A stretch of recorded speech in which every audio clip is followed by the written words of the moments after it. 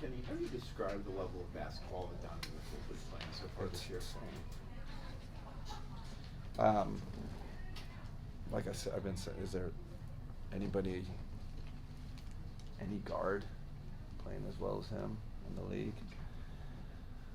I mean, it's just, and everybody's going to talk about the scoring. I thought the passing was phenomenal tonight. Had a couple, the lobs and the kickouts to get 13 potential assists or something. Someone said so. He's just in a great place. Great demeanor. He's got great control of the game. He's in the this kind of money spot in his career. He just kind of got control of everything, and then just great on the bench with leadership wise. He's in a great place. When you guys beat Miami a couple of weeks ago on the night without Donovan, without Evan, without yours, called it a great sign of a good program. Yeah. Given some of the contributions that you guys got tonight from guys like Tyrese and Nae'Qwan, does this feel like it's in that? And Luke Travers too. It's like we got a lot of guys out right now, and you're playing the Clippers, and you say, well, they're to go out there against a team like that and have your young guys play like really good rotation players. That's huge, because if you have three of them not play subpar or not, kind of non-rotation value, you end up with a loss. So, them, all three of them playing well helps us get the win. If they don't play well, maybe you come out of this with a loss. That's how important it is. Nate, speaking of those guys, what do you like most about Proctor's development and what he showed you? Yeah, he's got. They still use the word moxie. He's just got. He's got this demeanor about him. He's highly skilled player, but I didn't know he was that kind of tough. He's like Aussie tough. He's got great. Really good presence about him. Like I said, he's really skilled player, and I looked at his defensive rating the other day. It's when he's in there, he defends his position. So I keep saying it. I think we got a first round pick in the second round. I mean, that's what it looks like. I know it's early. I don't want to put too much pressure on him. There's been no discussion about, him playing with the Charge or G League. That's when you got a player. We just kind of thought about him as like a NBA rotation player. The moment he stepped in our facility. And when you have a guy like Tomlin, like you talked about, the young guys, he brings that intensity and energy. What does it do for everybody? Especially now, we need it. With all our guys out, and he's all over the place. He's on the offensive boards, getting us extra possessions, cutting, really good in transition. And the kid's a heck of an athlete. He's an NBA, upper echelon athlete. And the shot's gonna go. What I love about his shot, he's not shy. He just fires them up there, which is certain guys in that position would hesitate. So he's got real confidence in himself.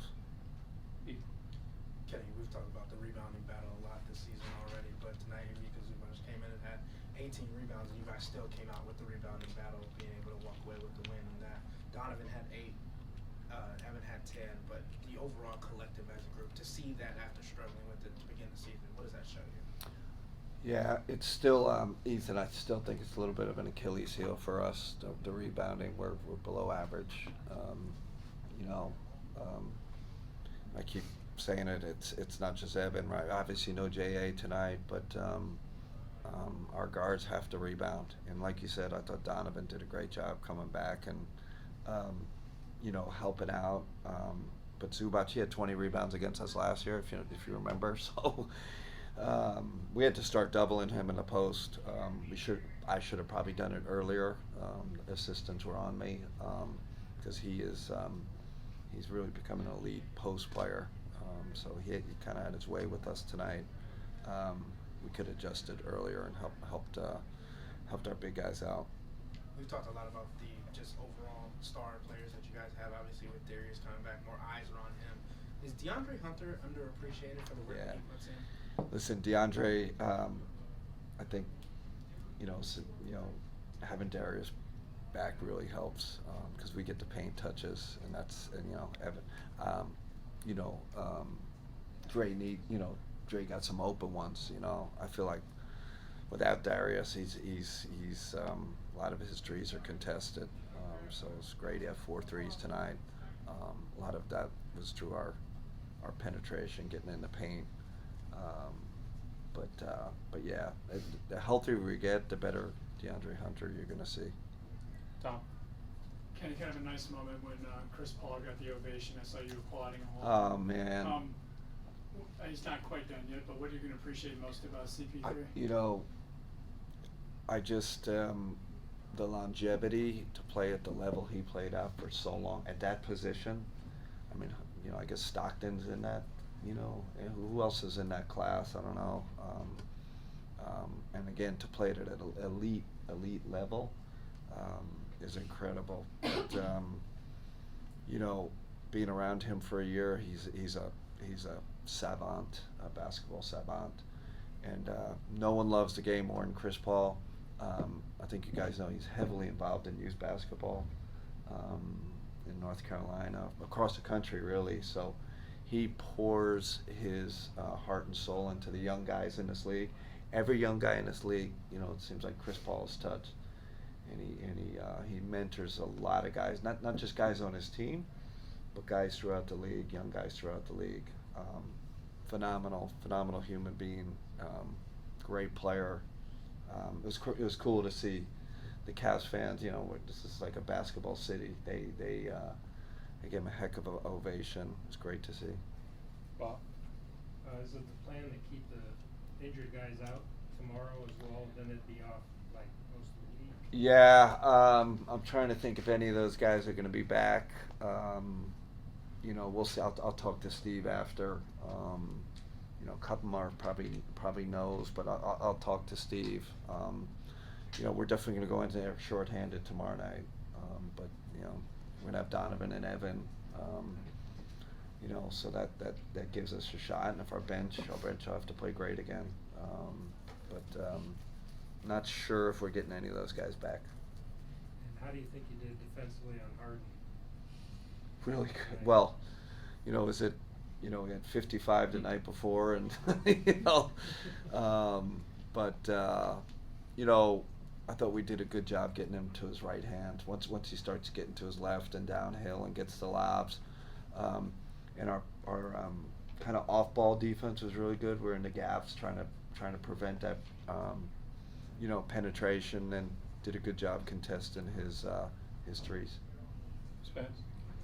Talked to Nae'Qwan before the game. I know this is kind of a little different question, but Yeah. Spoke very highly of you and the years you spent together, and obviously Team France too. Like, Yeah. what are your kind of takeaways from his longevity? Because he's been in the league forever and obviously has a huge international impact. I'd say he's one of the most underrated players. I don't know, past 10 years, like in this league. Probably because how his game is, he's just super efficient. But one of the smartest players in the league, one of the most underrated players in this league. I mean, look at his case. You look back and look at Nae'Qwan. That guy's had a great career, and contributes to winning. And then what he's done for Team France over the years. Always plays. He's one of those guys. The French guys, they all play. They play for their national team, and that's not every country. Not every. A lot of the other countries guys sit out. The French guys play, and he was our captain with Team France. But a heck of a player. I don't know if people appreciate him enough. Is there any kind of anecdotal or story that you could tell from your time over in LA together when you guys were matched up? Yeah, you probably. When we beat Donovan in the conference semifinals in Utah, and we put Nick at the 5. We put Batum at the 5, so Gobert had to guard him, and that changed the series. Changed everything. We had the Terrence Mann game where he had 9 threes, and we beat. Donovan's not going to like I'm talking about this because he always talks about it. But that was the great thing about Nick. You could play him at the 5. Ty did it a bit tonight. That's how we got to the conference finals with the Clippers, was him playing the 5. And what a versatile. He could play 5 or he could play 1. There's not many guys in the league that can do that. Heck of a player, great person. Right. All right. Kenny, last year you got off to a great start, 15-0. Health wasn't an issue. This year you're 12-6. Health is an issue, and you're trying to figure a lot of things out. Yeah. What would you say you're learning about yourself as a coach during this period right now this season? Patience. I caught myself a couple of weeks. I think I told you guys getting a little bit frustrated because we're not like, clicking, and we're not moving the ball and I just had to take a step back and say we have people out. It's not the same team as last year, and I've kind of calmed myself, So that's important, right? Your kind of emotional meter, your emotional control when things aren't going perfect. Even tonight, it wasn't a masterpiece by any means. Patience and positivity. I would say those are the two things. When things aren't going exactly how you want them to go. Joe G. Kenny, last week you talked about making up some ground on this 6-game homestand. Yeah. Now that it's wrapped up, how would you assess that? What was our record? 4-2. 4-2. Yeah. Give us a B, grade. Like I said, we are, we're learning a lot about ourselves, but we have a ways to go to get where we want to go. So, a good, not great, which is fine. That's not a criticism or not down on that. But I'll take 12-6 with kind of the health situation we've had.